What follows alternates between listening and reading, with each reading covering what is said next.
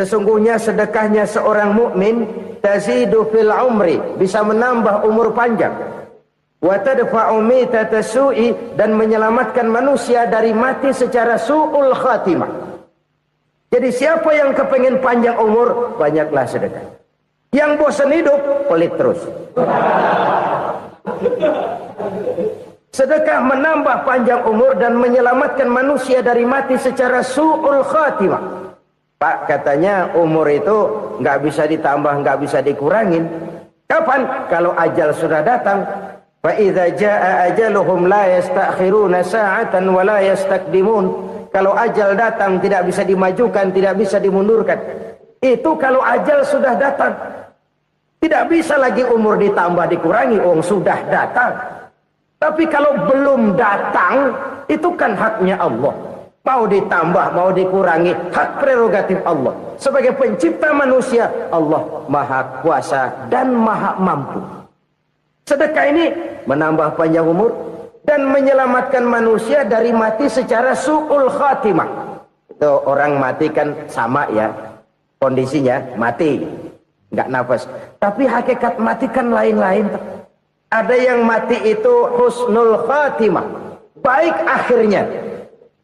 Misalnya lagi ngaji mati, lagi sholat mati, lagi sedekah mati. Ini yang dinamakan dengan husnul khatimah, baik di akhirnya. Sebaliknya ada yang su'ul khatimah, jelek di akhirnya. Ini yang jadi catatan akhir.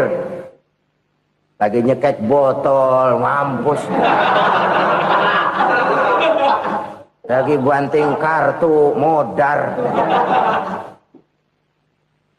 Su'ul khatimah, jelek pada akhirnya. Sedekah menyelamatkan manusia dari mati secara su'ul khatimah.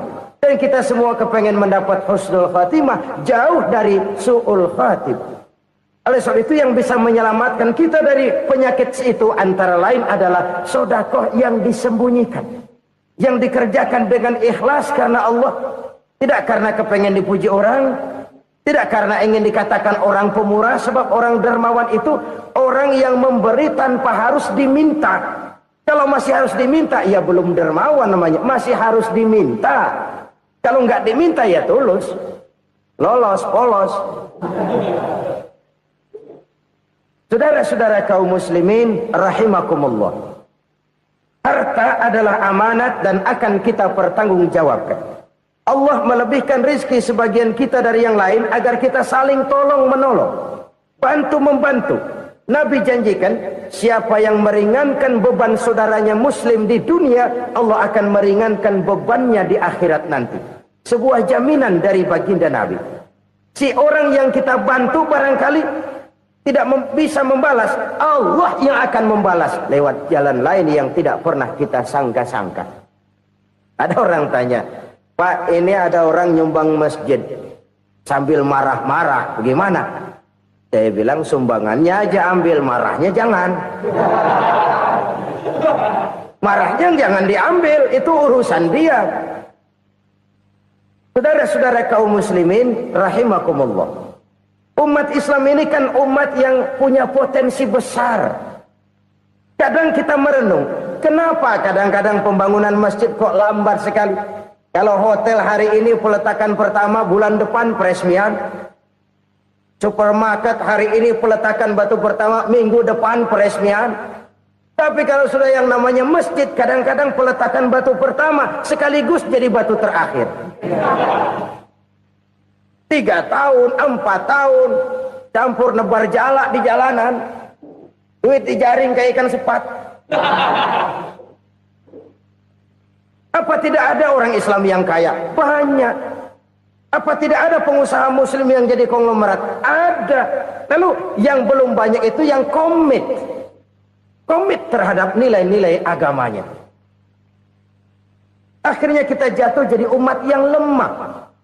Belum ada pengusaha konglomerat muslim buka pabrik supermi cap beduk misalnya umpamanya atau pabrik kecap cap sorban supaya identitas keislamannya sedikit kelihatan.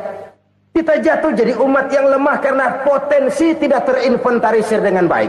Kita ini ibarat kompor yang cuma matengin nasi orang lain. Potensi kita dimanfaatkan oleh orang lain. Ukhuwah Islamiyah kita baru terbatas kepada silaturahmi. Ukhuwah di bidang ekonomi kita lemah, ukhuwah di bidang kebudayaan kita lemah, apalagi ukhuwah di bidang politik kita lebih rapuh lagi. Padahal ukhuwah itu adalah totalitas kehidupan manusia, menyangkut ipolexos bud, memerlukan nilai-nilai ukhuwah. Jadi oleh karena itu mari kita menyadari di dalam harta kita, walaupun kita yang cari, pergi pagi, pulang sore, peras keringat, banting tulang, di sana ada harta anak yatim. Di sana ada hak masjid. Di sana ada hak pesantren. Di sana ada hak jihad. Berbahagialah seseorang apabila dia oleh Allah dijadikan keran. Keran itu menyimpan air, tapi tidak untuk dirinya, tapi disalurkannya kepada mereka yang memang memerlukannya. Saudara-saudara kaum muslimin rahimakumullah, ini yang pertama. Jadi perbendaharaan surga adalah menyembunyikan sedekah. Orang lain nggak tahu, kita pun nggak pernah ngitung-ngitung.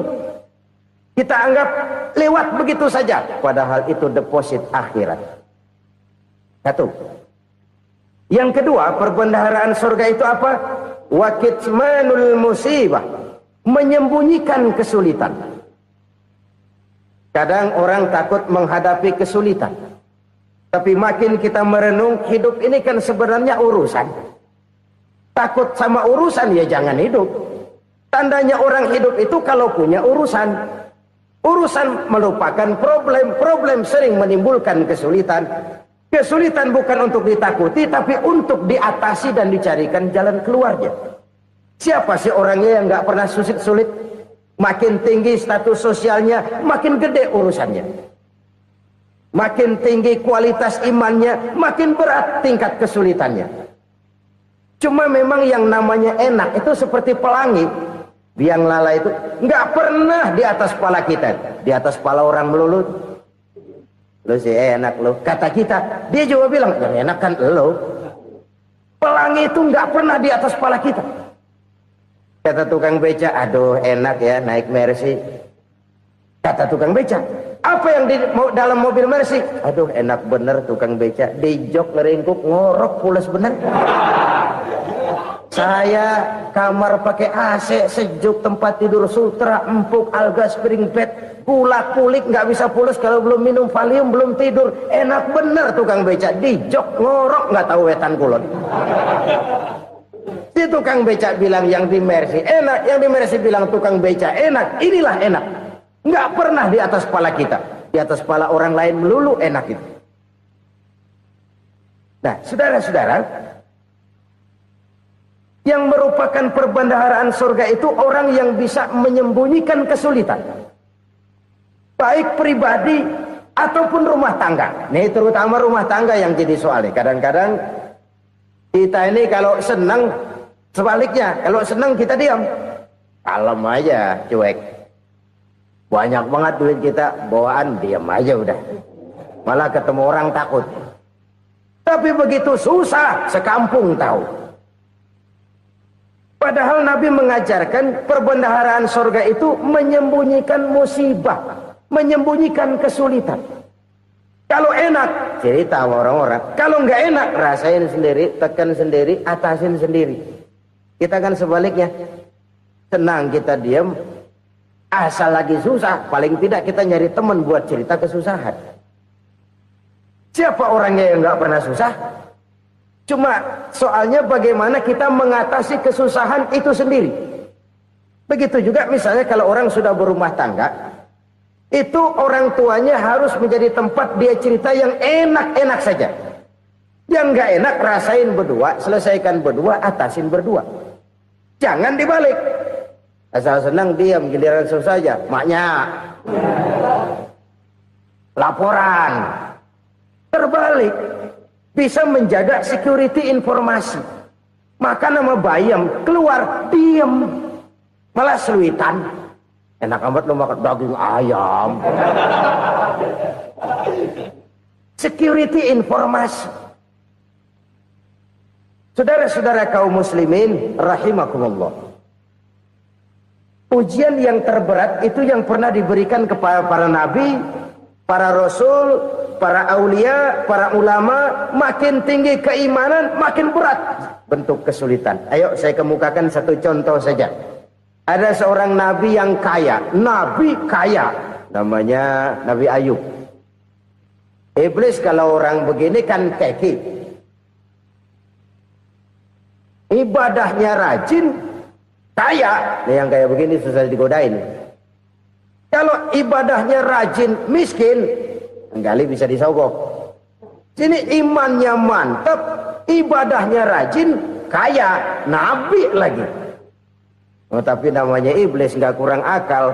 Laporan, Tuhan, kenapa Les? Ya ini bahasa saya, bahasa Qurannya sih nggak gitu. Itu hambamu yang namanya Ayub, dia rajin ibadah cuma karena dikasih kaya aja. Coba kasih miskin dia, berhenti dia sembahyang. Ah, kamu bisa aja. Saya tahu Ayub itu hambaku yang ikhlas. Saya buktiin Tuhan, silahkan. Dibuktiinlah, iblis turun ke alamin. Yang mula-mula dia lakukan, dia rusak sawah ladang Nabi Ayub. Dia binasakan binatang ternak Nabi Ayub. Sehingga dalam waktu singkat, jatuhlah Nabi Ayub dari orang paling kaya jadi orang paling miskin. Beliau masih ibadah di mihrab dalam masjid. Datang iblis. Saudara Ayub, ya, lagi ngapain? Ibadah. Nyembah Allah, nyembah Allah. Oh, percuma. Kenapa? Tuhan yang ente sembah nih, dia udah bikin miskin ente. Sawah ladang ente hancur lebur, binatang ternak binasa. Sekarang ente jadi orang paling miskin. Ngapain nyembah Tuhan kayak begitu? Tekor. Udah berhenti dah ibadah, berhenti ibadah. Ini iblis sama Tuhan laporannya lain, yang dikerjakan kepada Nabi Ayub juga lain. Benar begitu iblis, kata Nabi Ayub. Iya, sawah ladang saya habis, buras. Binatang ternak saya binasa, binasa. Saya miskin, bangpak. Apa jawab Nabi Ayub? Bukan innalillahi, ini hebat. Alhamdulillahillazi a'tani wa akhadha minni. Segala puji bagi Allah yang telah memberikan harta kepada saya dan sekarang mengambilnya lagi. Alhamdulillah. Allah yang ngasih, Allah yang ambil. Itu mah urusan Allah. Iblis cuman ibadah jalan terus, sujud lagi Nabi Ayub. Iblis seleher gondok banget. Dasar nabi nggak mempan dia apa-apain. Miskin malah alhamdulillah. Allah yang ngasih, Allah yang ambil. Jadi kalau kita tidak komit, kita tidak terikat kepada kaya, miskin, senang, susah, apa yang bisa bikin kita susah? Jadikan kekayaan, kemiskinan, jadikan senang, susah sebagai anak buah yang bisa kita atur. Jangan kekayaan ngatur kita, jangan kemiskinan ngatur kita. Kita yang harus mengatur mereka. Senang, susah, kaya, miskin, bahagia, sengsara, jadikan itu anak buah yang bisa kita atur. Kalau sekarang kita kaya, lain saat boleh jadi kita miskin, semiskin-miskinnya. Allah yang ngasih, Allah yang ambil.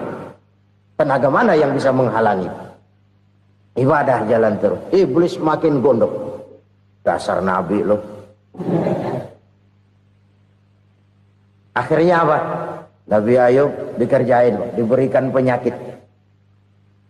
Demikian fatal penyakitnya. Bayangin, udah miskin, sakit. Masya Allah. Miskin, sakit. Sakitnya nggak lama, kira-kira 16 tahun. Istrinya 3, 2 mental minta ceraiin. Ngerawatin laki bengek begini. Senang belum tentu, susah udah pasti nih. Cerai aja, cerai dah. Cerai. Tinggal satu Siti Rahmah yang setia menemani beliau. Sesetia-setianya hati perempuan. Satu saat Siti Rahmah bilang, "Bang, iya, abang kan nabi bang. Lalu, namanya nabi kan doanya jarang meleset bang. Maksud kamu minta kenapa sih sama Tuhan biar abang sembuh baik dah bang?" Siti Rahmah, iya. Saya sakit berapa tahun sih dah? 16 tahun bang. Sebelum ini saya sehat berapa tahun? Ya kira-kira 60 tahun bang. Nah coba ente banding-bandingin Rahmat. Saya dikasih sehat 60 tahun, dikasih sakit 16 tahun. Sudah nggak sabar mau doa kepada Allah minta sembuh. Saya malu kepada Allah. Diuji dengan yang luar biasa seperti ini, tidak mengganggu stabilitas kehambaannya. Dia tetap menghamba kepada Allah Subhanahu wa ta'ala. Saudara-saudara kaum muslimin rahimakumullah, kunci menghadapi kesulitan itu apa? Allah jelaskan dalam satu ayat, wa basyiris sabirin alladzina iza asabathum musibah qalu inna lillahi wa inna ilaihi raji'un. Gembirakan orang-orang yang sabar. Siapa mereka itu? Yang apabila mendapat musibah mereka kembali kepada keyakinan dasar, segalanya dari Allah dan segalanya akan kembali kepada Allah. Ini konsepsi dasar dari sikap muslim dalam menghadapi berbagai kesulitan. Segalanya dari Allah, segalanya akan kembali kepada Allah. Kalau ini sudah kondisi dasarnya, maka kita akan lapang menghadapi kenyataan bagaimanapun pahitnya. Apakah itu namanya miskin, apakah itu namanya sakit, bahkan maut sekalipun. Segalanya dari Allah, segalanya akan kembali kepada Allah. Ini sikap hidup, bukan sekedar ucapan. Kita kadang-kadang menjadikannya sebagai ucapan. Mulutnya sehingga berhenti, innalillahi wa inna ilaihi raji'un, tapi nangisnya terus gerung-gerungan. Bukan itu, ini kesadaran moral. Kalau segalanya dari Allah, segalanya kembali kepada Allah, kan sebenarnya cuma nunggu giliran. Hari ini saya nyembayangin dia, entah hari apa saya disembayangin orang. Hari ini saya antar dia ke kubur, entah hari apa orang nganterin saya ke kubur. Hari ini saya tahlilkan dia, entah nanti kapan orang tahlilkan saya. Segalanya dari Allah, segalanya akan kembali juga kepada Allah. Oleh sebab itu saudara-saudara, kesulitan bukan untuk ditakuti. Kesulitan justru untuk diatasi, dicarikan jalan keluarnya. Dan tidak ada orang yang tidak pernah mendapat kesulitan. Tidak ada. Semakin tinggi status sosial, semakin tinggi kualitas keimanan, semakin besar juga tingkat kesulitan. Hanya saja bagaimana cara kita mengatasinya. Dan Al-Quran menyatakan, inna ma'al usri yusra. Di balik kesulitan itu pasti ada kemudahan. Roda itu berputar. Karena itu Rasulullah sallallahu alaihi wasallam mengingatkan kepada kita, ta'arraf ilallahi firraha ya'rifka fisyiddah. Ingatlah kepada Allah di waktu kamu senang, supaya Allah ingat kepada kamu di waktu kamu susah. Kalau waktu senang kita ingat kepada Allah, kita susah, Allah tidak akan meninggalkan kita. Tapi kalau waktu senang kita jauh dari Allah, sujud tidak sempat, dengan masjid jauh, ketika senang kita lupakan Allah. Nanti begitu kita susah, Allah lupakan kita. Dan itu menyakitkan. Oleh karena itu orang-orang tua kita dulu bilang, kalau lagi sehat ingat-ingat lu bakal sakit nanti. Kalau lagi kaya ingat-ingat satu saat kita bakal jatuh miskin. Bahkan kalau lagi muda ingat-ingat kita bakal tua. Dan yang terpenting, kalau lagi hidup ingat-ingat kita bakal mati. Saudara-saudara kaum muslimin rahimakumullah. Jadi yang kedua yang merupakan perbendaharaan surga, menyembunyikan musibah. Saudara-saudara kaum muslimin rahimakumullah. Hal ketiga yang merupakan perbendaharaan surga adalah wasilaturrahmi. Orang yang suka bersilaturahmi. Sebagaimana yang kita maklum bahwa manusia adalah makhluk yang disebut zon politika. Makhluk sosial yang tidak mungkin hidup sendiri-sendiri. Betapa dan siapapun kita memerlukan orang lain. Bodoh betul manusia kalau tinggal di tengah masyarakat tapi tidak mau bermasyarakat. Merasa hebat sendiri, pintar sendiri, gagah sendiri, kaya sendiri. Mungkin kalau mati juga ngubur sendiri. Jangankan kita di sini. Di sorga saja Nabi Adam waktu sendirian bengong melulu, mondar mandir. Allah tegur dam sepi dam. Ya ini kalau bahasa saya. Iya Tuhan sepi ini nggak ada coret-coretan pisan ini. Diciptakan Siti Hawa, baru anteng Nabi Adam. Itu di surga. Cobalah. Umpamanya saudara tinggal di Jakarta nih. Kayak bener. Apaan aja di Jakarta punya saudara dah. Jembatan Semanggi ambil. Monas, Buntel bawa pulang. Hotel-hotel ambil semua. Cuman tinggal di Jakarta sendirian, apa enaknya? Betapa dan siapapun kita perlu orang lain. Tidak ada seorang pun yang bisa memenuhi kebutuhan hidupnya secara sendiri-sendiri. Nah, Islam telah menyelamatkan manusia dari ras diskriminasi. Mengikat manusia dengan persaudaraan yang berlandaskan kepada akidah. Karena itu dianjurkan bersilaturahmi. Bahkan Nabi menyatakan, Man arada ayyubsata lahu fi rizkihi wa yunsa'a fi atharihi falyasil rahimah. Siapa yang kepengen diluaskan rezekinya dan dipanjangkan usianya, banyaklah ia bersilaturahmi. Siapa yang kepengen dimudahkan rezekinya, hendaknya ia banyak bersilaturahmi. Kalau banyak teman, kesulitan kan paling tidak ada tempat cerita. Udah susah, sendirian kita pikirin diri, nggak ada tempat tukar pikiran. Cepet banget sama bengek. Dilawan sendiri. Nah, secara makro kita bisa berkata, tidak mungkin ada kemenangan kalau tidak ada kekuatan. Tidak ada kekuatan kalau tidak ada kesatuan dan persatuan. Tidak mungkin ada kesatuan dan persatuan tanpa semangat silaturahmi. Kalau umat Islam mau menang, dia harus kuat. Kalau umat Islam mau kuat, dia harus bersatu. Kalau umat Islam mau bersatu, dia harus membudayakan silaturahmi ini. Bahkan sampai-sampai kata Nabi, kalau bisa cari nilai tambah. Apa? Silman qata'ak. Bersilaturahmilah kau kepada orang yang marah denganmu. Masya Allah, indahnya ajaran agama kita. Orang yang marah pun kepada kita, kata Nabi, kalau bisa bersilaturahmilah kepadanya, kepada orang yang marah itu. Di situ nilai tambah. Cuman jujur nih hadis, ngucapinnya gampang, ngamalinnya yang berat banget. Orang marah sama kita, kita disuruh silaturahmi, ada apa malu? Lu marah, ada gua marahan lagi, kan gua pikirin.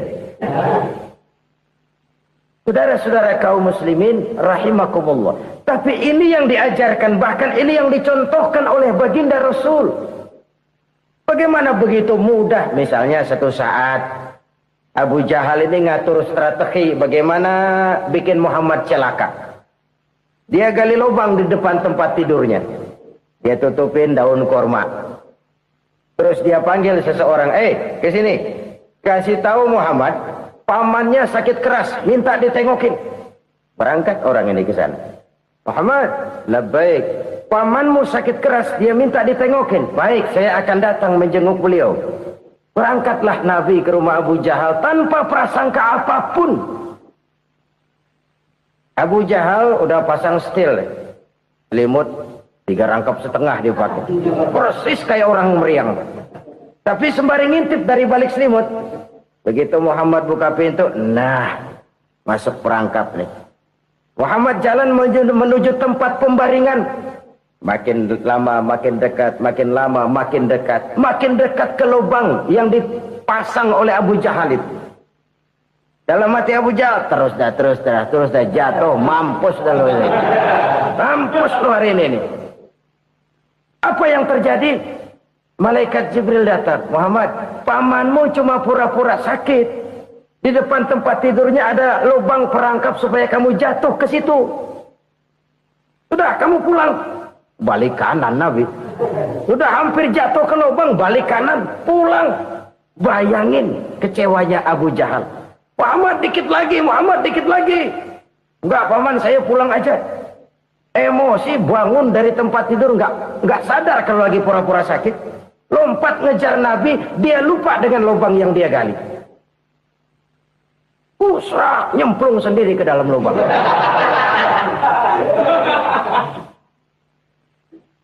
Nabi terus berlalu. Ini terjadi keanehan.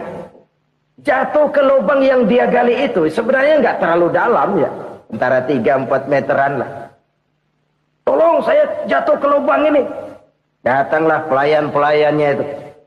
Angkat saya dari sini. Oh, yang ngulurin tambang. Satu gulung, belum juga nyampe itu tambah. Kurang, beli lagi ke warung. Sambung, ulur lagi, enggak juga bisa sampai. Wah, ini kerjaan Muhammad ini. Tolong, siapa salah seorang kamu ke rumah Muhammad, kasih tahu encangnya kecebur. Minta ditolongin. Sampaikan kepada Rasul. Kenapa? Pamanmu jatuh ke lubang, Muhammad minta tolong diangkatin. Tambang udah nyambung-nyambung nggak nyampe juga. Ya, nanti saya datang, saya tolong. Coba. Nyata-nyata orang berniat jahat mau mencelakakan dia. Datang dia menolong. Ini yang disebut air tuba dibalas air susu ya ini. Bukan sebaliknya. Air tuba dibalas air susu. Paman, kecebur ya? Iya Muhammad, tolong ini. Pegang tangan saya. Nabi ulurkan tangannya. Nyampe. Dipegang oleh Abu Jahal.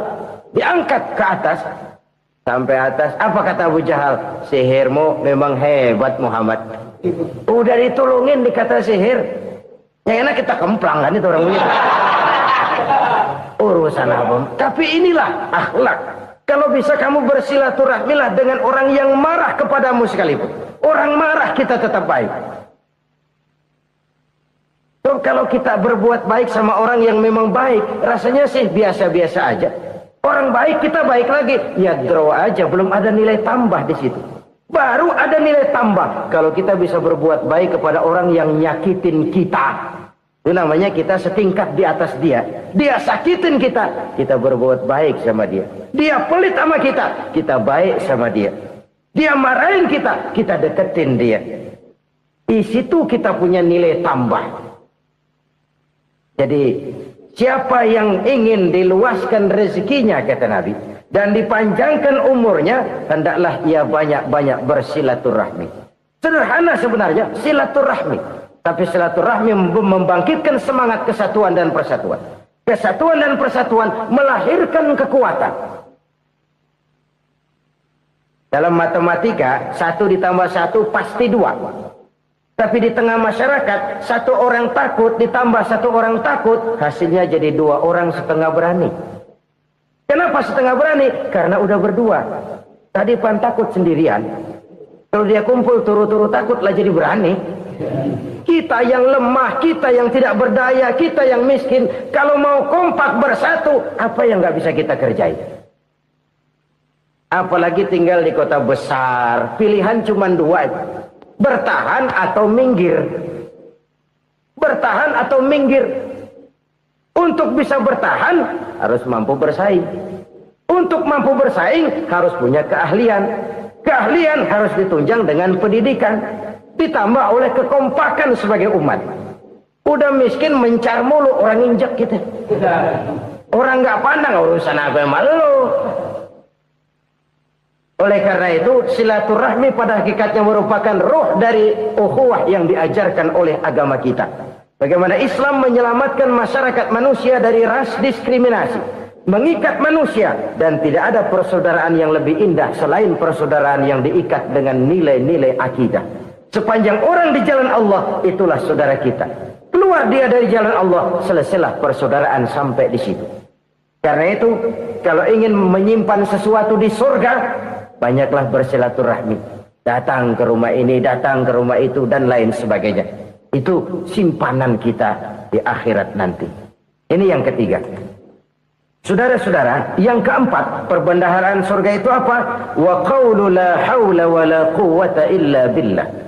Ucapan la haula wa la quwwata illa billah. Ibadah kan ada yang berat, modalnya besar. Bangun masjid berat, modalnya besar. Bangun rumah sakit berat, modalnya besar. Ada ibadah yang berat tapi modalnya ringan. Misalnya puasa. Puasa itu berat, mengendalikan nafsu.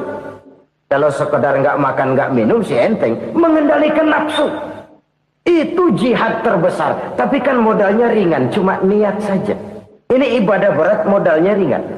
Ada ibadah yang ringan, modalnya juga enteng. Seperti termasuk ucapan la haula wala quwata illa billah. Tanpa sadar, la haula wala quwata illa billah. Nyelengin tuh di surga. Nyelengin, kita nggak terasa. Nyelengin simpenan akhirat. La haula wala quwata illa billah. Nyimpen lagi. Kaget, la haula wala quwata illa billah. Nyimpen lagi. Banyak simpenan. Walaupun sebenarnya yang dimaksud di sini adalah kesadaran batin bahwa tidak ada daya dan kekuatan kecuali Allah. Itu intinya. Kita memulai pekerjaan disunahkan baca bismillah, kan begitu? Apa itu? Kesadaran moral bahwa ini saya bisa kerjakan. Saya kerjakan ini dengan menyebut nama Allah. Kenapa? Kalau Allah tidak memberikan daya dan kekuatan, mana mampu saya kerjakan ini.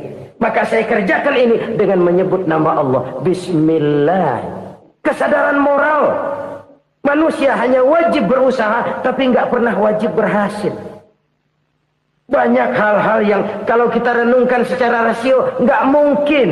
Tapi jadi kenyataan. La haula wa la quwata illa billah. Tidak ada daya dan kekuatan kecuali bagi Allah semata-mata. Kesadaran moral akan kelemahan dan keterbatasan makhluk bernama manusia. Kadang kita kagum dengan otak, tapi kita sering lupa sama yang bikin otak. Padahal bagaimanapun hebatnya otak, yang bikin otak pasti lebih hebat dari otak. Nggak percaya, silahkan otak-otakan. Inilah kecenderungan. Kita kagum dengan pesawat-pesawat mutakhir, bukan main, besi gede banget terbang itu. Alangkah hebatnya. Lalu apa yang bikin otak tidak lebih hebat dari itu semua? Kita puji laut. Apa yang bikin laut tidak lebih hebat dari laut itu? La haula wa la quwata illa billah. Tidak ada daya dan kekuatan kecuali Allah. Apa yang bisa kita lakukan kalau tidak karena daya dan kemampuan yang diberikan oleh Allah kepada kita? Lahirlah sikap tawadu, rendah hati, tidak melonjak menjadi angkuh dan sombong, sadar akan kelemahan dan keterbatasan diri sebagai makhluk yang diciptakan oleh Allah Subhanahu wa taala. Jadi satu sisi ini ucapan yang berpahala, la haula, jadi wiridan. Pada sisi lain ini kesadaran moral, sikap mental, kesadaran batin bahwa yang punya daya dan kekuatan itu cuma Allah. Kita nggak pantas untuk sombong. Sebab sombong itu pakaiannya Allah. Kita nggak sedang pakai pakaian Allah, kegedean. Dan makin kita renungi, makin terbentur. Apa sih yang bisa kita sombongin? Kita mau sombong apa? Kaya? Pintar? Itu kan semua relatif. Di atas langit masih ada langit lagi. Jadi oleh karenanya, marilah kita menyadari. Manusia hanya wajib berusaha, tapi tidak pernah wajib berhasil. Yang berusaha saja tidak wajib berhasil, apalagi yang tidak berusaha. Islam bukan agama orang pemalas yang selesai sholat lalu ngelohom, nggelenggem ayem-ayem. Tapi Islam bukan agama orang sombong yang setelah berusaha lalu tidak memerlukan Allah. Kita bisa saja bikin proyeksi, tahun sekian kita bakal panen besar menurut perhitungan otak. Tapi ada kejadian lain. Apa? Tikus ngambek. Habis itu dimakanin tikus, panen gagal. Proyeksi rasional gagal oleh tikus-tikus yang ngambek itu. Bisa saja terjadi. Tahun depan kita panen besar, urung. Kenapa? Musim panas panjang. Dan sekarang ini koran-koran bikin berita musim mengalami penyelewengan. Bukan cuma manusia yang nyeleweng sekarang. Musim pakai nyeleweng. Mestinya kan musim hujan udah selesai. Masih hujan-hujan juga. Musim. Nah sekarang kita boleh bikin proyeksi. Kita bakal panen besar. Tahu-tahu musim panas panjang. Sawah retak, air kering. Cari teknokrat yang paling botak. Suruh pendekin tuh musim panas. La haula wa la quwata illa billah. Inilah kesadaran moral. Saudara, saya teringat satu saat ada seorang konglomerat.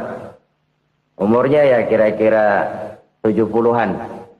Satu saat dia ditanya oleh wartawan, "Pak, umur Bapak berapa sih?"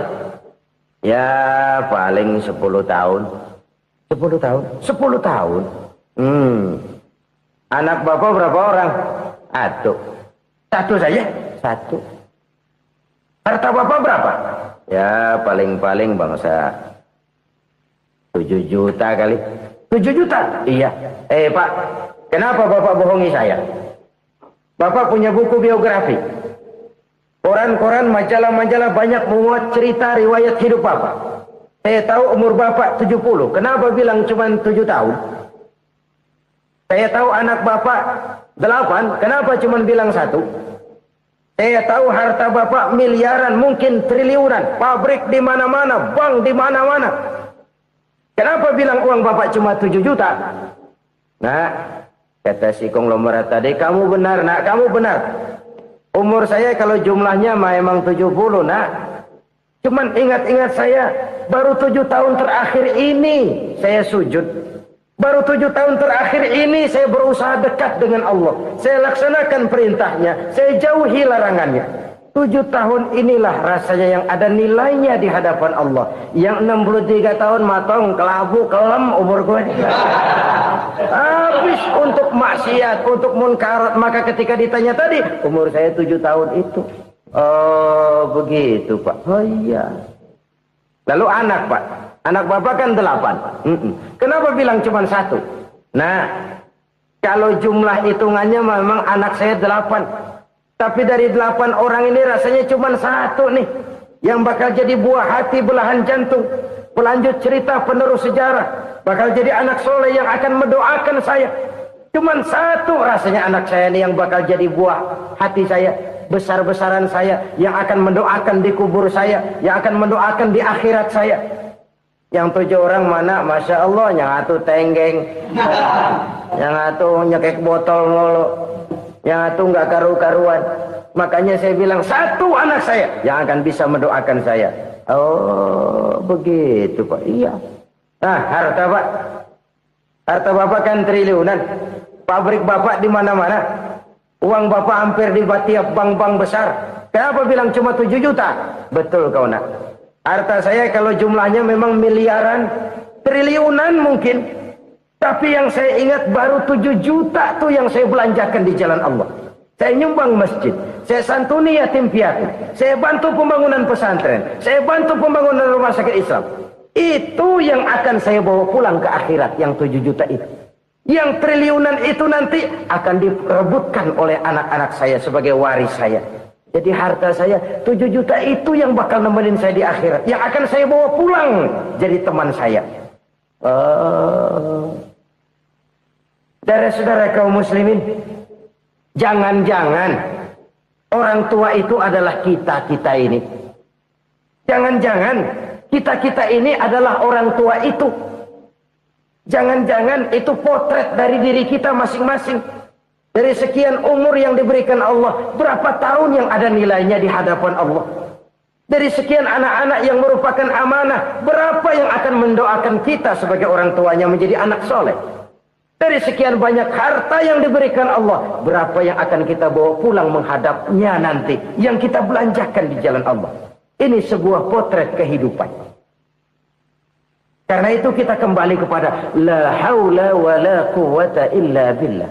Kita wajib berusaha, kita wajib berikhtiar. Selebihnya segala daya dan kekuatan hanya milik Allah saja semata-mata. Satu kesadaran batin dari setiap pribadi muslim. Setelah ia berusaha dan berikhtiar, ia menyerahkannya kepada Allah Subhanahu wa ta'ala. Jadi satu sisi ini merupakan wiridan ucapan yang mengandung pahala. Pada sisi lain ini merupakan sikap batin dari seorang muslim di dalam ia menghadapi realitas kehidupan ini. Saudara-saudara kaum muslimin rahimakumullah. Kalau ini kita jadikan satu basis kehidupan, maka ini akan menyelamatkan manusia dari kemungkinan tergelincir menjadi orang yang lupa diri dan lupa darat. Sebab itu Imamul Ghazali berpesan, jadidis safinah fa innal bahra amiq wa khuziz zad fa inna safara ba'id wa khaffifil hamla fa innal hamla sadid. Perbarui selalu kapalmu karena lautan sangat dalam. Bawa bekal yang banyak karena perjalanan ini sangat jauh. Ringankan beban karena kebanyakan beban akan menyakitkan. Alangkah indah kalimat ini, alangkah dalam makna yang terkandung di sana. Perbarui selalu kapalmu karena lautan sangat dalam. Apa artinya ini? Jaga mentalmu baik-baik. Pelihara imanmu baik-baik karena hidup penuh cobaan seperti lautan. Kita kalau berlayar di lautan kan kadang-kadang tenang, angin bertiup sepoi-sepoi basah. Jika malam datang, bintang gemintang bertabur menghias cakrawala. Rembulan memantulkan sinarnya dengan indah. Dalam keadaan begitu berlayar enak. Tapi lain saat ombak menggunung, halilintar menyambar, angin topan bertiup. Berapa banyak sudah saudara-saudara kita yang tenggelam di lautan dunia tanpa sadar bahwa dia belum sampai kepada pantai yang akan dituju. Berapa banyak sudah saudara-saudara kita yang tenggelam di lautan dunia ini tanpa sempat bangkit lagi. Dia menyangka sudah sampai kepada tujuannya. Hati-hati kapal jangan sampai bocor karena lautan sangat dalam. Iman ini jaga baik-baik karena hidup penuh dengan ujian. Wa khuzizat fa inna safara ba'id. Bawa bekal yang banyak karena perjalanan sangat jauh. Saudara mau ke Bandung, bawa duit. Saudara mau ke Surabaya, banyakan lagi duitnya. Saudara mau ke Mekah, gepokan, iketan tuh duit nggak lembaran lagi. Makin jauh perjalanan, makin banyak bekal yang harus kita bawa. Kalau saudara dari Jakarta mau ke Surabaya, kagak bawa duit berangkat juga, itu sih bukan berani namanya, nekat. Sampai Surabaya belum tentu, sengsara di jalan udah pasti. Kenapa? Nggak bawa bekal berangkat. Sama juga kita nih, misalnya belum sempat sembahyang, mati. Waduh, berani banget orang. Belum punya bekal, mati. Sengsara di jalan. Atau bekal tidak cukup. Dari Jakarta saudara mau ke Surabaya, bawa duit 500 perak. Paling jauh Cikampek nyampenya itu. Paling jauh itu. Antara jauhnya perjalanan dengan bekal yang saudara bawa tidak seimbang. Hidup ini perjalanan panjang. A walking tour. Dimulai dari alam arwah. Sebelum jasad diciptakan, roh diciptakan lebih dulu. Dari situ pindah ke alam rahim. Dari alam rahim pindah ke alam dunia. Dari alam dunia pindah ke alam barzah. Baru menuju akhirat. Satu perjalanan panjang. Kalau bekal tidak bawa, sengsara di jalan. Bawa bekal yang banyak karena perjalanan ini sangat jauh. Wa khaffifil hamla, ringankan beban karena beban itu cuma akan menyulitkan. Kalau bekal itu sih keperluan, tapi beban nggak kita perluin, coba ngeberat-beratin. Apa ini beban? Dosa. Kecurangan, kebatilan, kesoliman, ketidakadilan, kesewenang-wenangan. Itu akan jadi beban kita di akhirat. Alangkah celakanya, perjalanan panjang, bekal tidak bawa, beban kelewat banyak, alamat sengsara di jalan. Pahala tidak ada, dosa berlipat ganda. Na'udzubillah, summa na'udzubillah. Kalau kita rangkum nasihat Al-Ghazali dengan kisah si konglomerat tadi, kita akan mengambil kesimpulan. Pertama, bekal terbaik dalam menghadapi gejolak kehidupan ini tidak lain adalah iman. Yang kedua, pahala dan dosa. Dua hal kontroversial. Pahala adalah bekal, dosa adalah beban. Tapi kita sekarang kan tidak begitu terangsang kepada yang abstrak. Orang berlomba mencari yang konkret-konkret saja.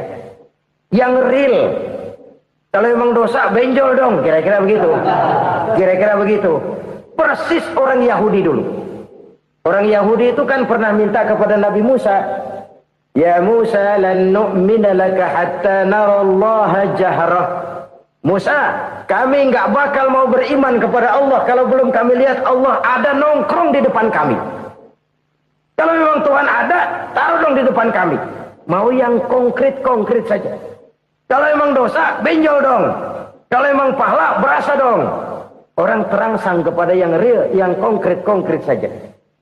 Saya mau cerita, ada orang super kaya. Namanya Aristotle Onesius, Raja Tanker Yunani. Dia punya kapal tanker saja konon sampai 11 banyaknya. Punya perusahaan penerbangan yang disebut Olympic Airlines. Punya hotel di berbagai kota besar di dunia ini.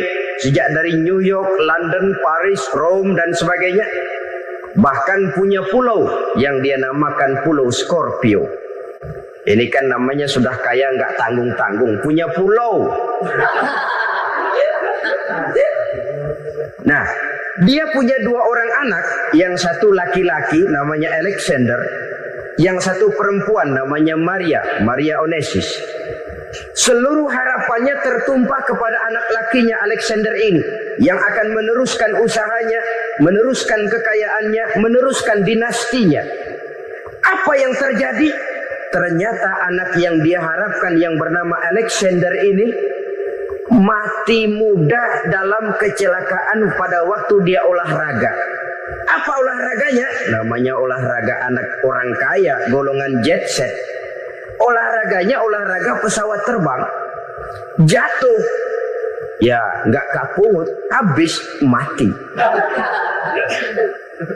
Tinggal satu anak perempuannya, Maria Onesius. Tapi anak perempuan ini juga malah urakan. Terakhir dia pacaran, bahkan kemudian kawin sama orang Rusia. Rupanya Aristotle Onesius ini broken. Kekayaannya yang berlimpah ruah, perusahaannya yang begitu banyak, siapa yang akan meneruskan? Siapa yang akan menggantikan? Sampai kemudian dia mengurung diri di Pulau Scorpio dan mati di sana secara mengenaskan. Seorang multi-jutawan, seorang yang super kaya, mati menyendiri di pulau sepi. Ibarat kata pepatah, anak ayam mati di lumbung. Bukan kekurangan makanan, keurugan makanan. Begitu kehidupan Aristotle Onesius. Dan banyak orang-orang yang sudah demikian kaya sampai dibingungkan oleh kekayaannya sendiri. Telusurilah kehidupan David Rockefeller misalnya, Henry Ford misalnya, Adnan Khashoggi misalnya. Multi jutawan yang kadang-kadang dibuat keder oleh kekayaannya sendiri. Pantas ketika Imam Ali ditawarkan orang, "Ya Ali, kalau kepadamu disuruh pilih ilmu atau harta, kau pilih mana?" Ya jelas pilih ilmu dong. Kenapa? Pertama, ilmu kalau kita berikan kepada orang lain tambah. Tapi harta kalau kita berikan kepada orang lain kurang. Saudara punya uang 10.000, dibagi orang 5.000, jelas uang saudara berkurang. Tapi saudara punya ilmu diberikan kepada orang lain bisa, saudara pun makin mantap. Tidak lantas jadi bodoh karena ngajarin orang. Saudara bisa Fatihah lalu mengajarkan orang Fatihah. Orang bisa, saudara pun makin hafal. Tidak lantas setelah diajarin orang ilmunya hilang. Begitu datang dia minta orang, "Tolong ajarin saya Fatihah." Udah habis, nggak ada.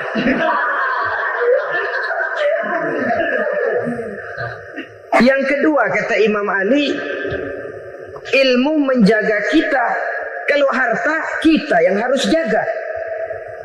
Makin banyak ilmu, makin terpelihara diri seharusnya. Tetapi makin banyak harta, makin bingung kita jaganya. Sampai kadang-kadang kalau perlu seluruh keliling rumah dipasangi alarm. Belum cukup disewakan anjing besar-besar, pasang di depan pintu, awas anjing galak. Masih belum cukup juga cari centeng tukang-tukang kepruk jaga rumah. Masih terasa belum aman, padahal rumahnya dikelilingi tembok besar.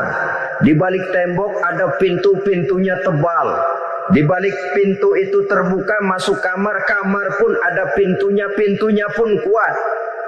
Masuk ke dalam kamar ada lemari, lemarinya pun pintunya kuat, dikunci-kuncinya pun kuat. Tapi tahap seluruhnya yang timbul cuma sekedar was-was saja. Kesimpulannya sekali lagi, tanpa harta orang memang sulit untuk bahagia. Tapi harta semata-mata tidak merupakan jaminan orang akan bahagia. Dengan hati yang luas, itu modal utama untuk mencapai kebahagiaan hidup. Orang yang hatinya luas, saudara-saudara, punya hati yang lapang, melihat kenyataan hidup ini, dia bersyukur senantiasa kepada Allah. Lantas tidak timbul hasud dan iri hatinya. Oleh karena itu, jiwanya selalu lapang. Kalau tidak, cupik hati namanya. Dangkal pandangan, tidak senang melihat orang lain dapat nikmat, dan itu sering dijadikan contoh. Kalau orang yang lapang dada, dia lihat tetangganya beli TV baru, dia berkata, alhamdulillah ya, tetangga kita beli TV, mudah-mudahan kita bisa ikut nonton. Lapang dadanya. Tapi orang yang sempit hati, lihat tetangga beli televisi, meriang. Enggak diapa-apain, meriang. Besoknya dengar tetangga beli motor, makin sakit, ke rumah sakit. Lalu di rumah sakit dengar tetangganya beli mobil, mati. Disiksa oleh perasaannya sendiri. Orang kalau hati sudah sempit dalam hidup, kemanapun dia pergi, sempit rasanya medan kehidupannya. Kemudian kita melihat juga ada orang yang menilai bahwa bahagia itu katanya kalau punya kedudukan yang tinggi, pangkat yang agung, wibawa yang besar. Mungkin betul, tapi mungkin juga tidak. Bergantung kepada hati orang yang punya pangkat itu. Sama dengan harta tadi. Harta akan membawa bahagia kalau dia jatuh ke tangan orang yang berhati lapang. Tapi harta akan jadi bencana kalau jatuh ke tangan hati orang yang sempit. Pangkat akan membawa bahaya kalau jatuh di tangan hati orang yang sempit. Lebih dari itu, kenyataan mengajarkan kepada kita bahwa ternyata pangkat dan jabatan tidak selamanya memberikan kebahagiaan dalam kehidupan. Bahkan resikonya kelewat besar. Beberapa bukti kita bisa ambil dari para pemimpin dunia yang menjadi korban lantaran pangkat dan jabatan yang disandangnya. Saudara ingat Presiden Abraham Lincoln dan John Kennedy dari Amerika dibunuh orang.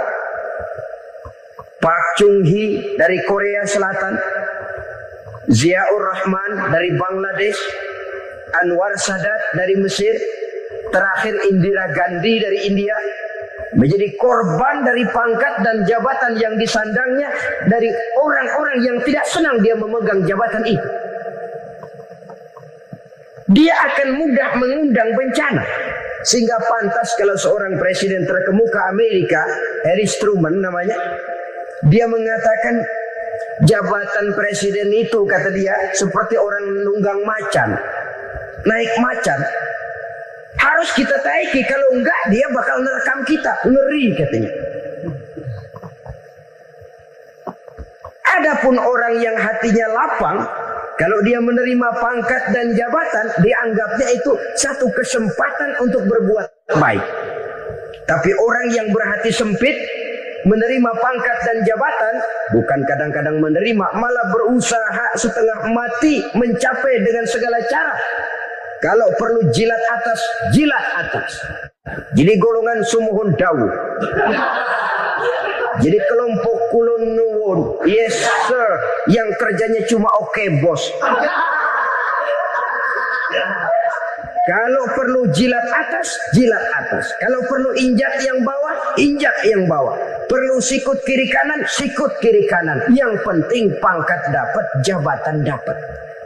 Orang yang semacam ini, kalau sudah mempunyai pangkat dan jabatan, biasanya dia tidak menganggap itu sebagai amanah, tidak menganggap sebagai kesempatan berbuat baik, tapi malah kesempatan untuk memperturutkan hawa nafsunya yang dilatar belakangi oleh kesempitan hatinya tadi. Apalagi kalau orang memperoleh pangkat karena banyak mengeluarkan uang. Seakan-akan pangkat dan jabatan itu sekarang macam proyek, pakai tender. Siapa yang berani bayar segini, naik. Nggak berani, minggir.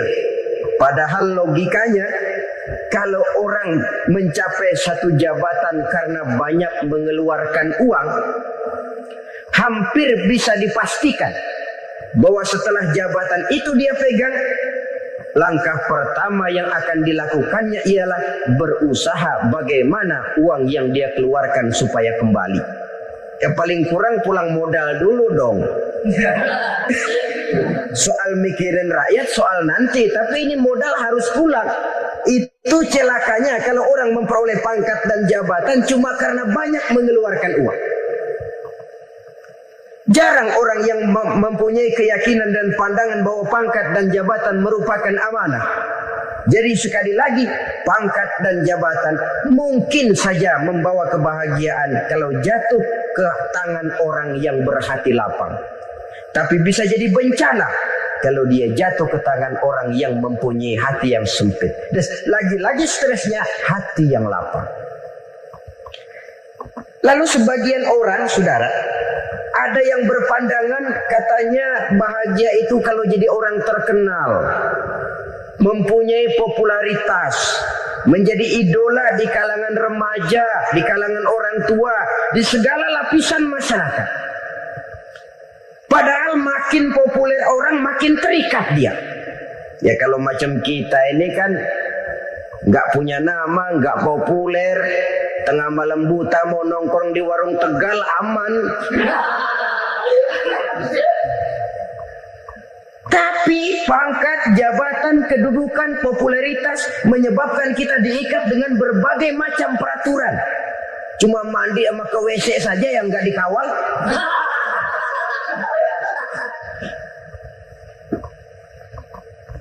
Benarkah popularitas, ketenaran membawa kebahagiaan? Mungkin, ya, tapi mungkin juga tidak. Kenapa? Banyak orang-orang populer yang mengakhiri hidupnya secara tragis. Kita ambil beberapa nama. Di Amerika tahun 60-an ada bintang seksi paling terkenal yang dijuluki sex bomb, bom seksi. Sampai sekarang jadi legenda, namanya Marilyn Monroe. Singkatan dobelnya itu inisialnya MM, Marilyn Monroe. Terkenal, top, sampai dia mati tahun 62. Namanya sekarang masih saja dibicarakan orang. Kenapa dia bunuh diri? Tidak punya hartakah dia? Banyak. Kurang populerkah dia? Seluruh dunia mengenalnya. Sejak rakyat kecil sampai pejabat tinggi dia punya hubungan. Kenapa? Jenuh. Dia terlahir dalam keadaan yatim. Setelah itu tidak lama dia berangkat remaja, ibunya meninggal. Pindah dari wanita asuh ke wanita asuh sampai 12 orang ibu angkatnya. Dan kekecewaan yang paling parah, setiap laki-laki yang dekat dengannya hanya seperti kapal berlabuh. Datang dan pergi silih berganti. Padahal dia merindukan seseorang yang bisa melindungi hidupnya. Dia rindukan itu dan dia tidak pernah menemukan. Itu yang akhirnya menyebabkan dia minum pil tidur kelewat dosis. Minum obat tidur kebanyakan. Ya tidur terus sampai sekarang.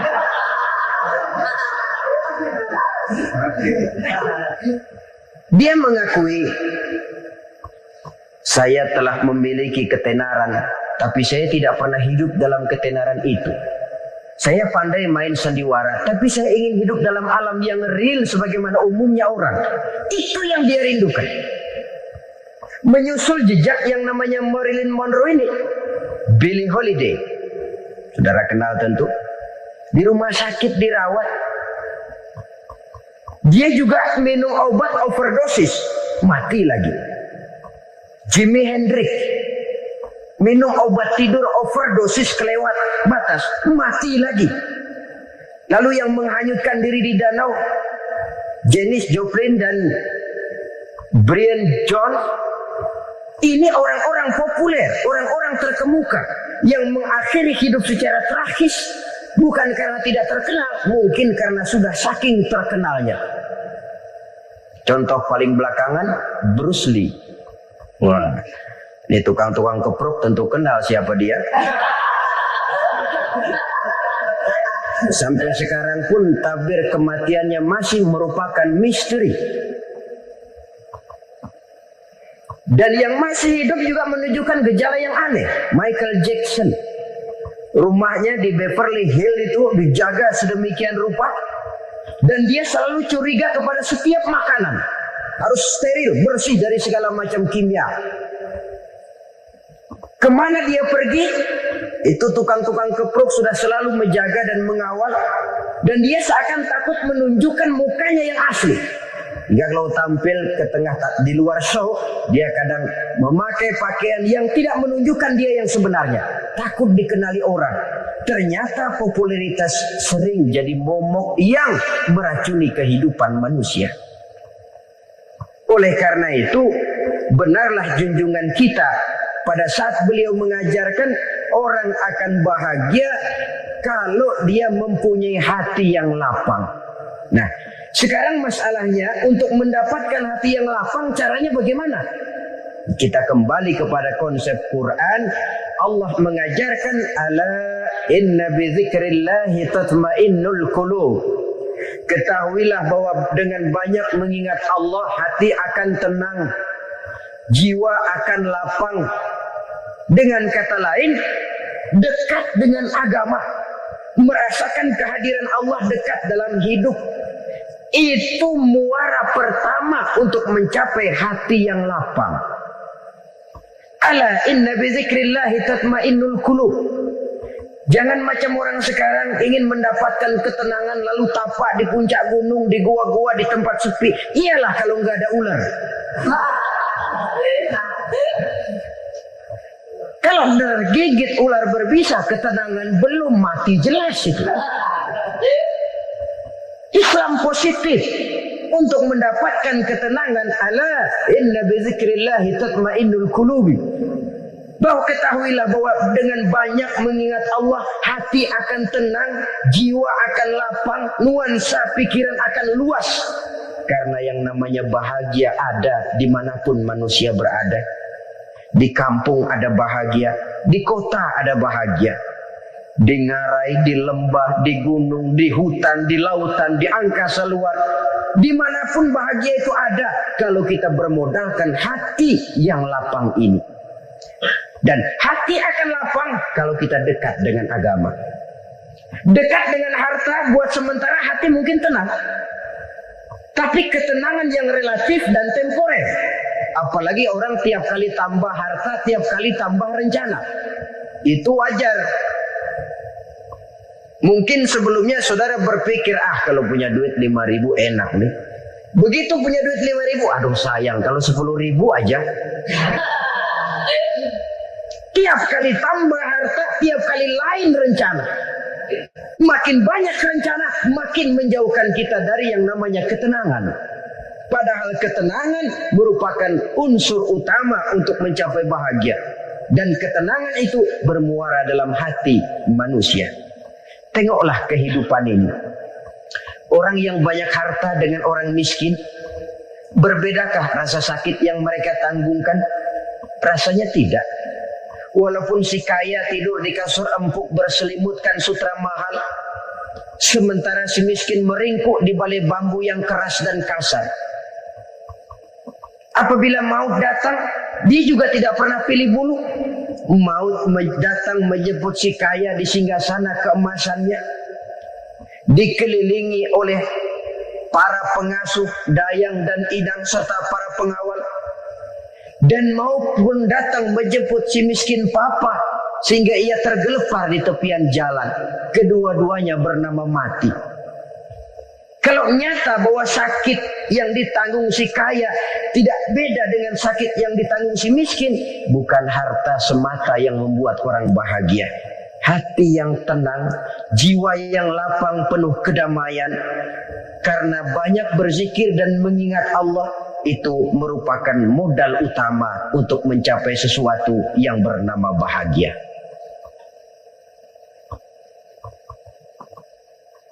Saudara hadirin yang saya hormati, inilah yang pertama dari 4 ciri yang digambarkan oleh Nabi tentang tanda-tanda orang bahagia. Dan harus berangkat dari yang pertama ini, hati yang lapang. Ini yang harus kita miliki lebih dahulu. Baru nanti akan menyusul kepada poin yang ketiga, kedua, dan selanjutnya.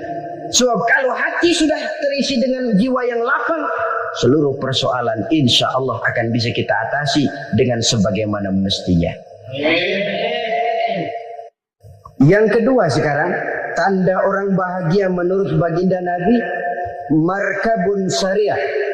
Orang bahagia itu kata beliau punya kendaraan biar cepat asal lancar. Artinya kemana dia mau pergi mudah. Apa maksud hadis ini? Kalau kita kaji lebih dalam, kendaraan itu kan alat transportasi. Transportasi tidak lain adalah usaha memudahkan komunikasi. Pindah dari situ kepada teori bahwa manusia adalah zon political, makhluk bermasyarakat yang tidak bisa memenuhi kebutuhan hidupnya secara sendirian. Kita memerlukan keberadaan orang lain dalam kehidupan ini.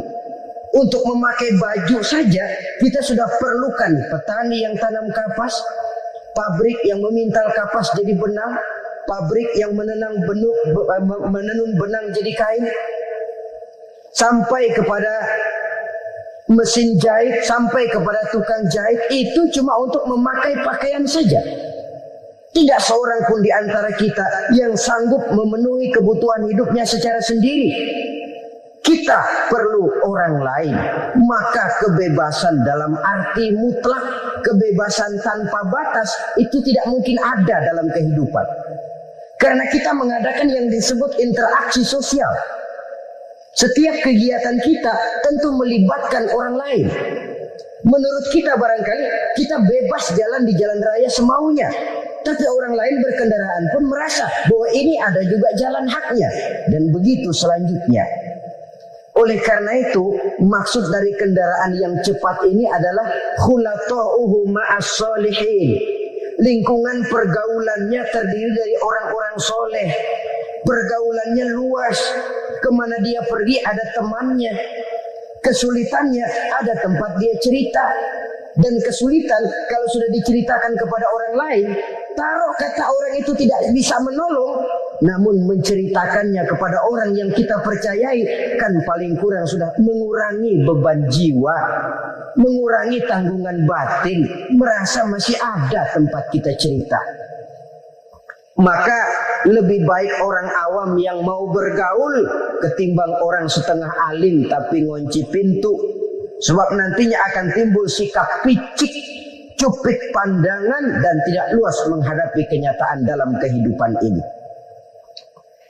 Namun yang harus kita garis bawahi, pergaulan memang mesti luas. Namun jangan sekali-kali lupa bahwa pergaulan sangat besar pengaruhnya dalam ikut membentuk kepribadian manusia. Sehari-hari bisa kita bilang, kalau kita dekat sama tukang minyak wangi, sekalipun nggak dibagi minyaknya, baunya tentu dapat. Betul? Tapi dekat sama tukang elas, walaupun nggak kena apinya, asapnya mesti kena.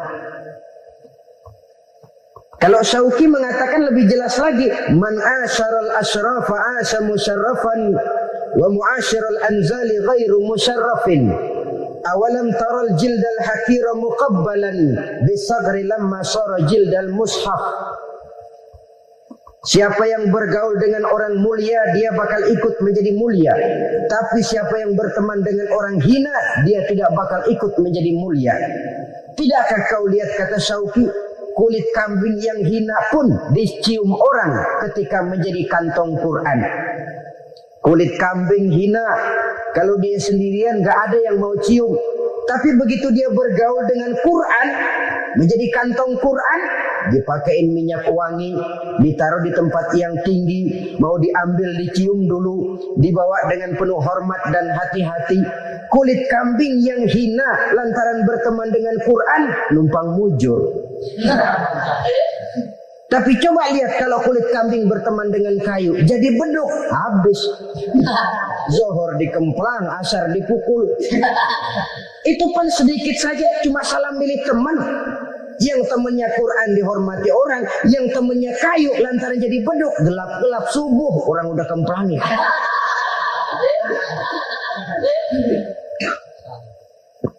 Maka terutama kepada adik-adik remaja yang masih mencari identitas diri, yang ibarat kaset masih kaset kosong, mudah diisi oleh apapun, pandai-pandailah memilih teman dalam bergaul.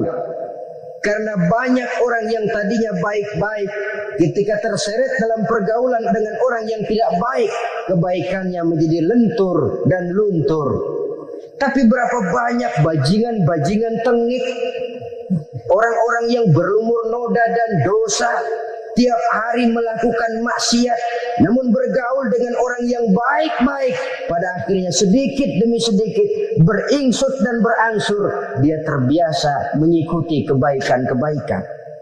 Saya tekankan ini kepada remaja karena mereka masih mencari identitas diri. Apa yang mereka lihat mereka mau, apa yang mereka dengar mereka ingin tahu. Coba lihat kehidupan remaja. Pulang nonton film Rambo, pengen jadi Rambo, gagah, maunya belekai melulu. Pulang nonton film Superman, pengen bisa terbang. Pulang nonton India, nyanyi melulu. Wajar, mereka masih mencari identitas diri. Saya ini sebenarnya siapa? Lingkungan, pergaulan akan membentuk itu. Karena itu pandai-pandailah bergaul karena ia sangat besar pengaruhnya dalam ikut membentuk kepribadian manusia. Apalagi sifat yang jelek lebih cepat menularnya ketimbang sifat yang baik. Sifat yang baik, watak yang soleh itu lambat sekali untuk menular. Tapi yang tidak baik, kan prosesnya mah kalau remaja biasanya mula-mula dengar. Karena dengar lalu pengen tahu. Karena pengen tahu lalu ngeliatin. Begitu ngeliatin kan pengen nyobain. Setelah nyobain ketagihan. Nah, ini prosesnya. Yang namanya ganja, morfin, narkotik awalnya kan begitu. Mula-mula dengar katanya kalau sudah fly to the sky, ya, sudah melayang ke langit katanya. Disitulah puncak kebahagiaan. Mulanya cuma dengar. Karena dengar pengen tahu. Karena pengen tahu lalu ngeliat kumpul sama orang yang suka ngeganja. Setelah ngeliat, nah pengen ngerasain. Begitu ngerasain enak juga, ketagihan. Kalau sudah ketagihan jadi penyakit kronis, bisa merembet kepada yang lain. Iya kalau orang tuanya mampu untuk beli morfin, beli ganja. Kalau tidak kan pikirannya ngayap. Jemuran siapa ya gue sabut. Timbullah perbuatan-perbuatan negatif yang bermula dari salah pergaulan. Apalagi buat adik-adik remaja yang tinggal di kota-kota besar, yang pengaruh budaya, pengaruh kesenian, pengaruh struktur kehidupan yang nampak makin individualistis, di mana persaingan tajam, tensi ekonomi tinggi, orang mudah mengalami stres. Pandai-pandailah dalam bergaul sekali lagi karena ia sangat besar pengaruhnya dalam ikut membentuk kepribadian manusia. Orang bahagia punya kendaraan yang cepat, artinya punya pergaulan yang luas dan lingkungan pergaulannya terdiri dari orang-orang yang soleh. Kemana dia pergi ada teman, kesulitannya ada tempat dia cerita. Tapi kalau sudah menyendiri, hidup sendiri, kesulitan dipikiri sendiri, bisa mati belum waktunya. Tidak ada tempat berbagi rasa, tidak ada tempat bercerita, tidak ada tempat mengurangi beban dalam kehidupan. Pantas betul kalau Islam sangat menggalakkan dan menganjurkan orang kalau sudah sampai waktunya itu untuk melangsungkan nikah. Kata Nabi, ya ma'syarus syabab man istata'a minkumul ba'at falyatazawwaj. Hai para pemuda, kalau sudah mampu memberi nafkah, kawinlah, nikahlah kamu. Kenapa? Sudah ada teman hidup, tempat berbagi rasa. Kesulitan kalau ada tempat cerita akan lebih ringan ketimbang kita telan sendiri, walaupun bobot kesulitannya sama beratnya. Saudara-saudara kaum muslimin, Rahimakumullah. Inilah ciri yang kedua, punya kendaraan biar cepat asal lancar. Kemana kita mau pergi gampang. Dengan kata lain, setelah hati yang luas, pergaulan yang luas. Dua. Yang ketiga sekarang, tanda orang bahagia itu menurut Nabi, misbahun mudhi'un, punya lampu yang terang. Oh, itu enggak problem. Sekarang sudah zamannya listrik masuk desa, Pak. Lampu sudah terang semua. Betul, kalau itu yang dimaksud. Tapi tidak cuma itu. Karena lampu yang dimaksud di sini, lampu yang akan menerangi seluruh perjalanan hidup. Dan perjalanan hidup itu sudah dimulai sejak kita terlahir ke alam ini, sampai masuk ke alam barzah, kumpul di padang mahsyar, sampai ke akhirat. Lampu yang menerangi itu yang diperlukan. Kalau lampu, katakanlah yang paling top sekarang kan lampu jenis Mercury. Taruhlah itu di rumah kita, dia cuma menerangi rumah kita. Menerangi hati pun tidak sanggup. Bila kita masuk ke alam barzah, alam kubur, sanggupkah si Mercury yang begitu terang menerangi alam barzah kita? Tidak sanggup lagi.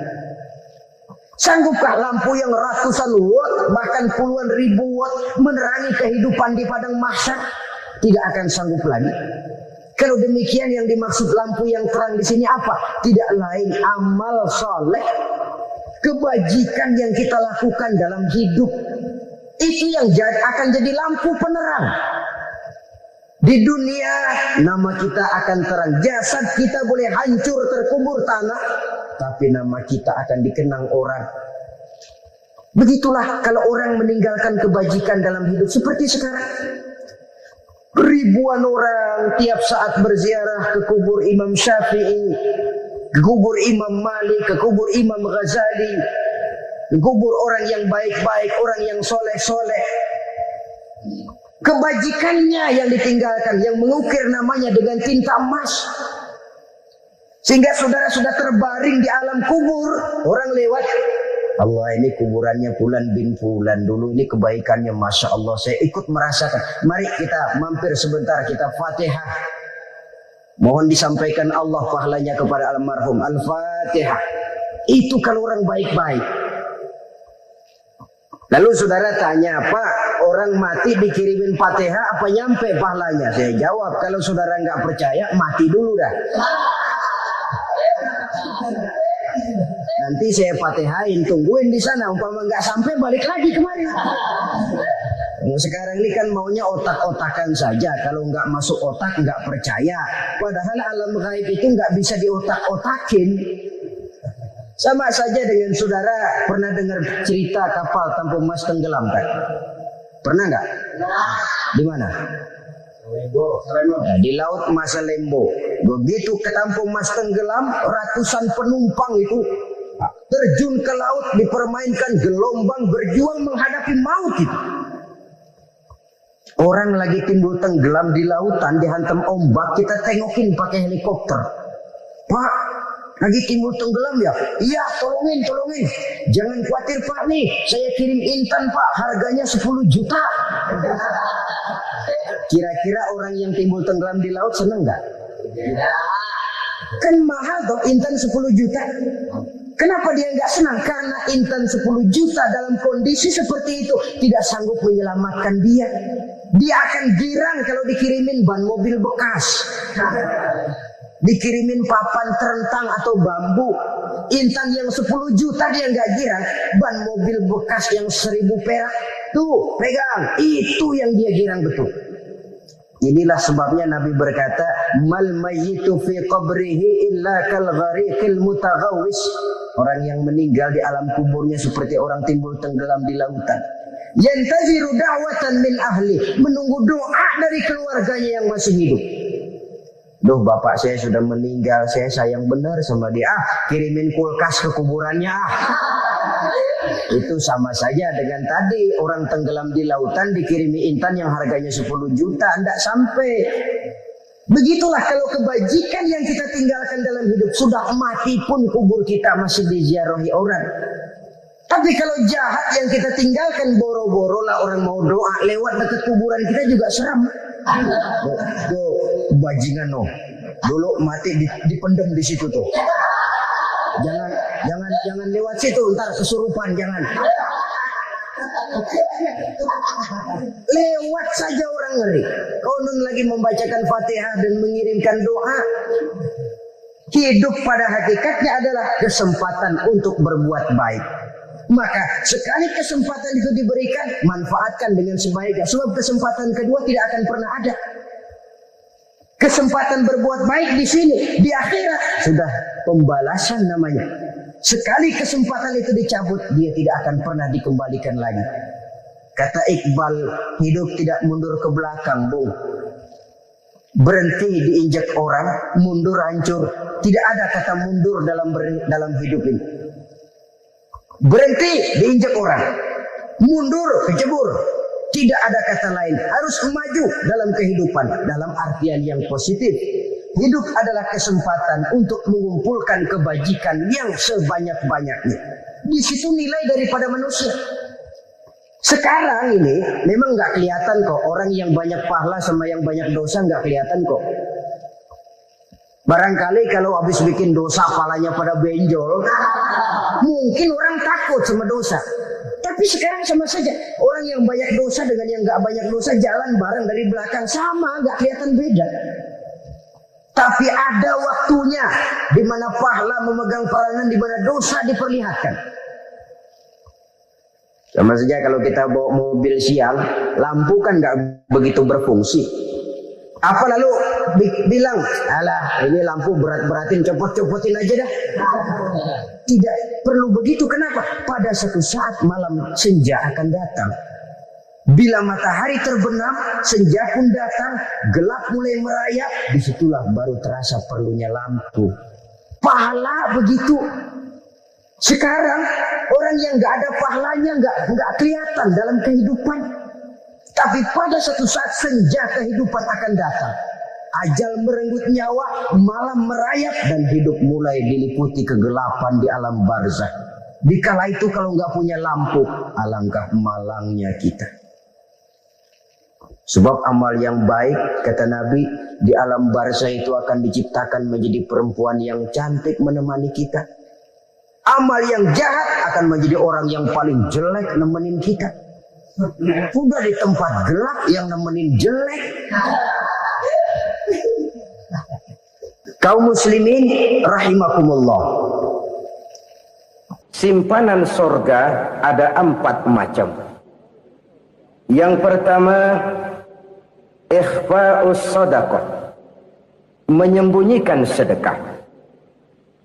Saudara-saudara kaum muslimin, sebagaimana yang kita maklum bahwa Allah Subhanahu wa taala melebihkan sebagian rezeki dari kita terhadap yang lain. Ada yang kaya, ada yang setengah kaya, ada yang miskin, ada yang setengah miskin, dan selanjutnya. Ada yang gajinya kecil tapi penghasilannya gede. Ada yang penghasilannya gede tapi nggak punya gaji. Ada juga yang memang gajinya gede dan penghasilannya gede. Kelebihan rezeki merupakan sunnatullah dan tidak harus membuat kita merasa lebih dari yang lain.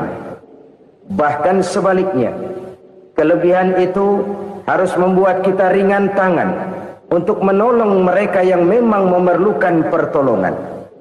Kalau saudara diberikan ilmu, maka pertanyaan akhirat cuma satu: ilmumu kau amalkan untuk apa? Kalau saudara diberikan umur yang panjang, pengadilan akhirat juga bertanya satu: umurmu kau habiskan di mana? Tapi kalau saudara diberikan harta, pengadilan akhirat akan bertanya 2: hartamu kau dapat dari mana? Kau belanjakan kemana? Dari mananya ditanya, dan kemananya juga ditanya. Oleh karena kita akan dimintakan pertanggungan jawab, maka amanah yang bernama harta ini harus kita gunakan dengan sebaik-baiknya. Ada penggunaan yang merupakan kewajiban, itu zakat namanya. Ada penggunaan yang sewaktu-waktu, itu infak namanya. Ada yang lebih sewaktu-waktu lagi, dan itu sedekah namanya. Zakat dia terikat oleh haul dan nisab, oleh putaran batas waktu dan ukuran dari harta itu sendiri. Sedangkan infak terikat oleh situasi dan kondisi perekonomian seseorang. Sedangkan sedekah tidak terikat dengan apapun. Dalam kondisi seperti apapun kita bisa melakukan sedekah dengan yang terkecil sekalipun. Sampai-sampai Rasulullah sallallahu alaihi wasallam mengajarkan, la tahqiranna minal ma'rufi syai'an walau an talqa akhaka biwajhin talik. Atau ada hadis, tabassumuka fi wajhi akhika laka shadaqah. Senyumanmu kepada temanmu adalah sedekah. Jadi untuk melakukan sedekah tidak harus dalam berbentuk uang. Dengan ilmu kita bisa sedekah, dengan tenaga kita bisa bersedekah, dengan pikiran kita bisa bersedekah, bahkan senyum kepada teman itu pun sedekah. Jadi kalau sedekah dengan uang memang belum punya uang, nyengir aja banyakin. Itu asal pada tempatnya, jangan lalu ketemu tiang listrik cengengesan. Tentu tidak pada tempatnya dan tidak wajar. Nah, sedekah yang paling dicintai Allah adalah sedekah yang disembunyikan. Artinya jauh dari sifat riya. Kan kadang-kadang ada orang sedekah itu disebutkan namanya. Apa tidak bagus? Kalau memang niatnya ikhlas, ya bagus-bagus saja. Untuk memberikan sugesti kepada yang lain. Si Fulan bin Fulan nyumbang sekian, diumumkan. Boleh kalau niatnya untuk memberikan rangsangan kepada yang lain supaya dia menyumbang lebih besar dari orang tadi. Tapi kalau itu mendatangkan riya, maka sedekah yang paling dicintai Allah adalah sedekah yang disembunyikan. Tangan kiri saja tidak tahu apa yang diberikan oleh tangan kanan. Sedekah yang dilakukan dengan ikhlas akan merupakan perbendaharaan surga. Tersembunyi dari pandangan orang lain. Tidak seorang pun tahu. Karena memang sikap yang baik adalah melupakan kebaikan dan mengingat kesalahan. Itu salah satu ciri orang bahagia. Orang yang selalu mengingat kesalahannya dan berusaha melupakan segala kebaikannya. Kalau dia akan ada kebaikan, dia tidak bisa ikut, dia merasa rugi karena dia merasa belum pernah berbuat baik. Tapi kalau akan melakukan kesalahan baru, dia ingat kesalahan yang sudah-sudah, sehingga terhalang baginya untuk melakukan satu kesalahan baru. Demikianlah saudara-saudara, bahwa Allah melebihkan rizki sebagian kita dari yang lain, agar terjadi tolong-menolong dalam kehidupan ini. Jadi kesenjangan yang nature, kesenjangan yang alami, itu sunnatullah. Ada yang kaya, ada yang miskin, ada yang kelas menengah. Nah, kenapa lalu sekarang kita berusaha mengentaskan kemiskinan? Oleh karena adanya kesenjangan struktural. Kalau yang kaya bisa semakin kaya, kenapa yang miskin tidak bisa naik jadi ikut sedikit kaya? Sebab pada dasarnya Islam adalah agama yang sejak turunnya sudah berupaya memerangi kemiskinan. Bahkan dikatakan kemiskinan itu mendekatkan kepada kekufuran. Orang kalau miskin udah dekat banget sama kafir. Gampang menjadi kafir. Berapa banyak saudara-saudara kita yang oleh karena soal perut, oleh karena soal materi, terpaksa meninggalkan dan menanggalkan akidahnya.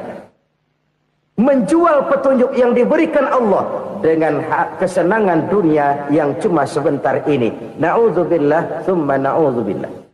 Jadi makin kita sembunyikan satu sedekah, semakin banyak perbendaharaan kita di surga. Sedekah yang paling dicintai Allah adalah sedekah yang disembunyikan.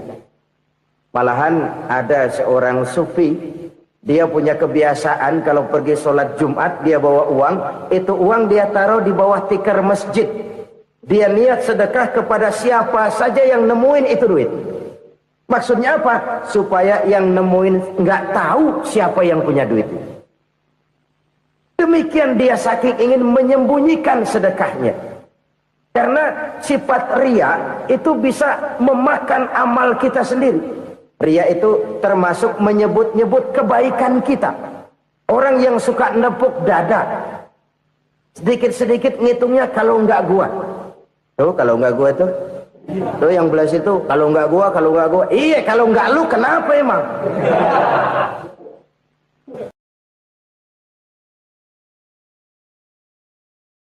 Tolong menolong dalam kehidupan ini.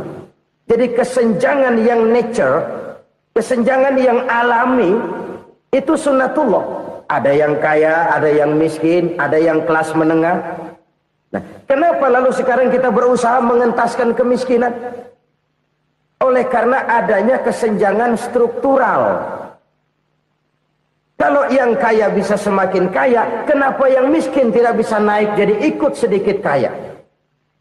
Sebab pada dasarnya Islam adalah agama yang sejak turunnya sudah berupaya memerangi kemiskinan. Bahkan dikatakan kemiskinan itu mendekatkan kepada kekufuran. Orang kalau miskin udah dekat banget sama kafir. Gampang menjadi kafir. Berapa banyak saudara-saudara kita yang oleh karena soal perut, oleh karena soal materi, terpaksa meninggalkan dan menanggalkan akidahnya. Menjual petunjuk yang diberikan Allah dengan kesenangan dunia yang cuma sebentar ini. Na'udzubillah, thumma na'udzubillah. Jadi makin kita sembunyikan satu sedekah, semakin banyak perbendaharaan kita di surga. Sedekah yang paling dicintai Allah adalah sedekah yang disembunyikan. Malahan ada seorang sufi, dia punya kebiasaan kalau pergi sholat Jumat, dia bawa uang, itu uang dia taruh di bawah tikar masjid. Dia niat sedekah kepada siapa saja yang nemuin itu duit. Maksudnya apa? Supaya yang nemuin nggak tahu